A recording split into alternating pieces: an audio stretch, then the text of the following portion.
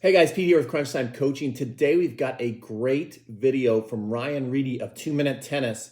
He's going to show you how to crush approach shots in this video analysis. It's really good.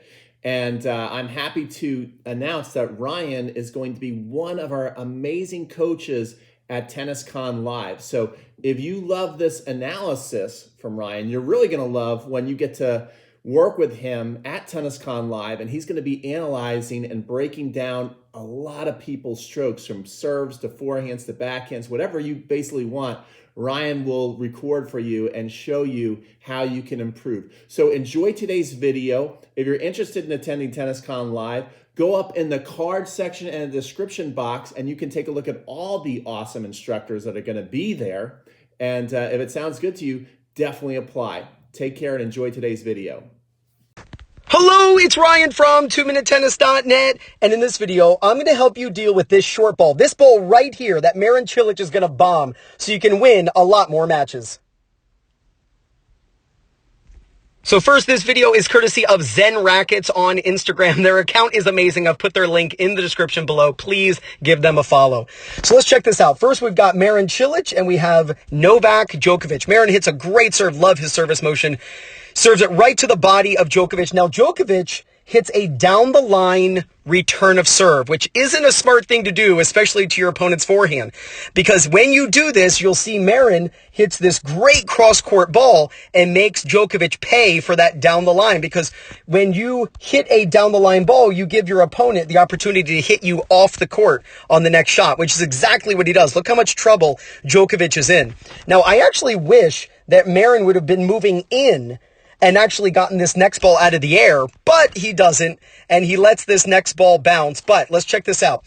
This short ball, this is the ball that gives people so much trouble, and I want to help you set up for this. First, when you are moving forward, make sure you get your racket to the side of you by the time the ball bounces. So check this out. This is a weak ball. By the time the ball bounces right here, Marin's racket has actually gone a little past his body, and it's set up with his strings facing off to the side. Most amateur players I see who get a ball like this short ball, they run in and they have not gotten their racket set next to them. You need to do that because you don't want to be late. Even though you've got a lot of time, it's easy to squander that time and end up rushing and being late on this ball. The next thing I want you to notice is how far away he is set up away from this ball. Look how when he's contacting this ball, how extended he is. He is not standing here, which is going to force him to be super close to that ball, but he's standing much farther away from this ball. When you are planning on hitting this ball around shoulder height, which is what you should be doing when you get this weak ball, the shoulder level contact is the ball that is played farthest away from you. So you have to make sure when you set up for this ball that you get far away from it and that you don't get too close to this ball. Otherwise, you're going to jam yourself and scrunch your arm. So stay far away from this ball. Now, since he is going to play this ball around shoulder height, he is going to use the appropriate stance for a shoulder height ball, which is an open stance. You do not want to move up to this ball and plan on hitting this ball, especially since he moved around it. You don't want to get into a neutral stance in this situation. You want to get yourself into an open stance. And the reason is because when you play the ball at shoulder height, it requires a lot of body rotation. You have to rotate your body as you're striking this ball. So you want to move forward with the racket set, stay away from the ball, and if you're right-handed, that means getting way to the left of this ball, and plan on playing this ball at shoulder height. And the reason you want to play it at shoulder height is so you can drive it. If you let the ball drop too low, you'll end up having to lift the ball. If you play the ball around shoulder height, which is above net level, that's when you can drive this ball. The last thing I'm going to show you about the setup is this position right here. Knees super bent. Absolutely love this knee bend that he's displaying because he's going to explode up as he's rotating into the shot. You'll see his arm is extended. That's going to create this shoulder coil where his shoulders are coiled more than his hips. And look how high his racket is. when you're planning on playing a ball around shoulder height, then you want to make sure that you set your racket up high. That way the racket can drop for acceleration, but it can then drive into the back of the ball for maximum speed.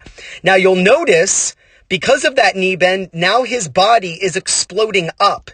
So you want to use that energy with those knees bent and then explode up into the ball. You'll notice the racket is closed. That's going to help him put topspin on the ball. Closed means the racket is slightly tilted down the strings. Look at his chest rotating. That left arm moves out of the way. That's his upper body just rotating into this shot.